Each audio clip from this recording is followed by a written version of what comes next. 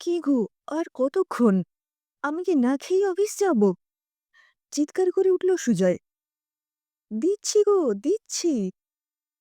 দৌড়ে ভাতের থালা টেবিলে সাজিয়ে দেয় দিয়া। অমন ভালো কাতলা মাছটা ভাজা করলে, একটু মাখো মাখো সর্ষে পোস্ত কাতলা করতে পারলে না? বলি সারাটা দিন করোটা কি? মেয়ে অমৃতা চেঁচিয়ে উঠল। কি গো মা, স্কুলের ইউনিফর্মটা ভালো করে আয়রন করনি কেন? আজ আমাদের হাফ ইয়ারলি রেজাল্ট। তোমাকে দিয়ে কি কিছুই হয় না? মুখটা নিচু করে দিয়া বলল, দাঁড়া, আমি এক্ষুনি আয়রন করে দিচ্ছি। ছেলে পার্থ চেঁচিয়ে বলল, আমার টিফিন কোথায় মা? দিয়া পড়িমড়ি করে ওর টিফিন বক্সটা নিয়ে আসতেই বক্স খুলেই ছেলে বেচার মুখে বলে উঠল, আবার জ্যাম পাউরুটি? বললাম যে এগ চাও করে দিতে। তারই আর মা চাকরি করে, তাও প্রতিদিন নতুন নতুন টিফিন করে দেয়। তুমি তো সারাদিন বাড়িতেই থাকো, তাও টিফিনে এগ চাও করতে পারো না। সারাদিন করোটা কি শুনি? বেরোনোর সময় সুজয় বলে গেল, এবার সারাদিন এসিতে বসে নিশ্চিন্তে ফেসবুক করো। ওটাই তো তোমার কাজ। এসি চালিয়ে বাড়িতে বসে আরাম করে টিভি দেখা, বন্ধুদের সঙ্গে পিএনপিসি করা। রোজ তো আর ব্যাগ ঝুলিয়ে অফিস যেতে হয় না। সারাদিন কোনো কাজই নেই, তাও বরের পছন্দ মতো খাবারটুকু বানিয়ে দিতে পারো না। সুজয় বেরিয়ে যেতেই শ্বশুর চিৎকার করে বললেন, বৌমা, চাটা কি আজ পাবো, নাকি এবার বেলার চাটা খেতে পাড়ার দোকানে যেতে হবে? না না বাবা, তা কেন? আমি এক্ষুনি আসছি। এক হাতে কপালের ঘাম মুছতে মুছতে চা নিয়ে ঘরে ঢুকল দিয়া। গরম চা তাড়াহুড়ো করে ঢালতে গিয়ে হাতে পড়ে গেছে। যন্ত্রণায় মুখ বিকৃত। শ্বশুর চেয়েও দেখলেন না, উল্টে বিরক্ত মুখে বললেন, চাটা দিতেও এত দেরি করো বৌমা? সারাদিন যে কি করো ভেবেই পাই না। বৌমা, বাতের ব্যথার তেলটা কি মালিশ করে দেবে, নাকি আমাকে নিজেকেই করতে হবে? শাশুড়ির গলা উচ্চ গ্রামে। এক্ষুনি যাচ্ছি মা। শ্বশুরের এঁটো কাপটা তুলে শাশুড়ির ঘরে দৌড়ল দিয়া। শাশুড়ি টিভিতে সিরিয়াল দেখতে ব্যস্ত। ওর পোড়া হাতে মলম লাগানোর কথা ভুলে দিয়া শাশুড়ির পায়ের কাছে বসে তেল মালিশ করতে লাগলো।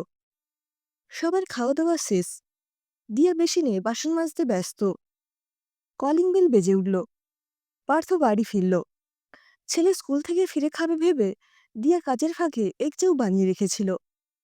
ছেলে চাউমিনটা হাতে নিয়ে গম্ভীর মুখে ঘরে চলে গেল। দিয়া শুনতে পেল বয়ঃসন্ধিতে পড়া ছেলে মোবাইলে কোনো বন্ধুকে বলছে, টিফিনের মাকে চাউমিন বানিয়ে দিতে বললাম, তখন মুরদ নেই। এখন এগ চাউমিন বানিয়ে খাওয়াতে এসেছে। সারাদিন বাড়িতে বসে এসি চালিয়ে সিরিয়াল গেলে কাজ করার ইচ্ছে আছে? দিয়া চোখ দুটো জলে ভরে এলো। অমৃতা গম্ভীর মুখে বাড়ি ফিরল, সঙ্গে সুজয়। মেয়ের মুখ দেখেই দিয়া বুঝেছিল কিছু একটা অঘটন ঘটেছে।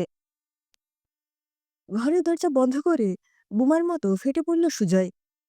সারাদিন এসিতে আরাম করে বসে টিভি না দেখে মেয়েটাকে একটু পড়াতে তো পারো। আমার না হয় অফিস যেতে হয় টাকা কামাতে, তোমার তো আর সেসবের বালাই নেই। আজ অমৃতার প্রিন্সিপাল স্কুলে ডেকে আমায় আচ্ছা করে ঝাড়লেন। অন্তত যদি ভালো করে ইংলিশটাও বলতে পারতে। মাকে কত করে বলেছিলাম চাকরিওয়ালা মেয়ে ছাড়া বিয়ে করব না, মা তাও তোমার সঙ্গে জুড়ে দিল। খুব গম্ভীর পরিবেশে রাতের খাওয়া দাওয়া শেষ হলো। সবাই ঠারে ঠারে দিয়াকে বুঝিয়ে দিল, ও এ বাড়িতে শুধু আরামই করে, কোনো কাজ করে না। গভীর রাত, বাকি সবাই ঘুমিয়ে পড়েছে। একাকী জেগে বসে আছে দিয়া। বিয়ের পর থেকে ধীরে ধীরে দিয়ায় থাকা সলতের মতোই ও একাকী পড়েছে। আজ সলতের বুকটাও জ্বলে গেছে। এবার নিভে যাওয়ার পালা। একটা ছোট ট্রলিতে নিজের জিনিসগুলোকে গুছিয়ে নিল দিয়া। একটা চিরকুট লিখল, যোগ্য গৃহবধূ হওয়ার যোগ্য হতে পারলাম না, তাই আমি চললাম। বেডসাইড টেবিলে চিরকুটটা ভাঁজ করে রেখে ধীরে ধীরে দরজা খুলে নিজের হাতে সাজানো সংসারের দিকে একবার ফিরে তাকালো দিয়া। তারপর হারিয়ে গেল রাতের গভীরে। আজকে সকালে সুজয়কে কেউ ডেকে দেয়নি। সুজয় ঘুম চোখে পাশে রাখা মোবাইলটা দেখে চমকে গেল।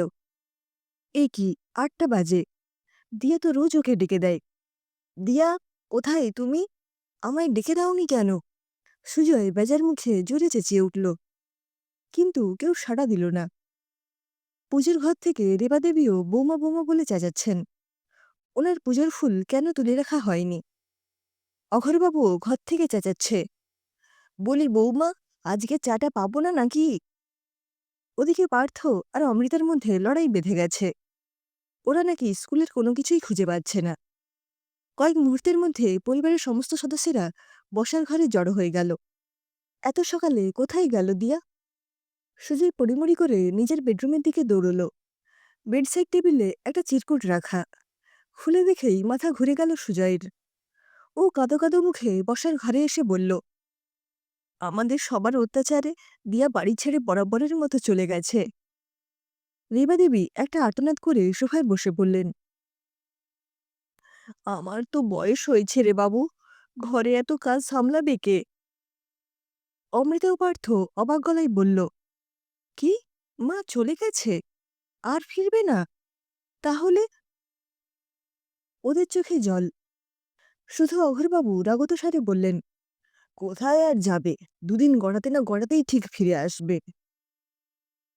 কিন্তু অঘোরবাবুর ধারণাকে নস্যাৎ করে দিয়ে দিয়ার ফিরল না। পুলিশ, থানা, হাসপাতাল, মর্গ, কোথাও দিয়ার খোঁজ পাওয়া গেল না। সংসারে কারোর মুখে হাসি নেই। 3টে কাজের লোক রেখেও রেবা দেবী ঘরের কাজ সামাল দিতে পারেন না।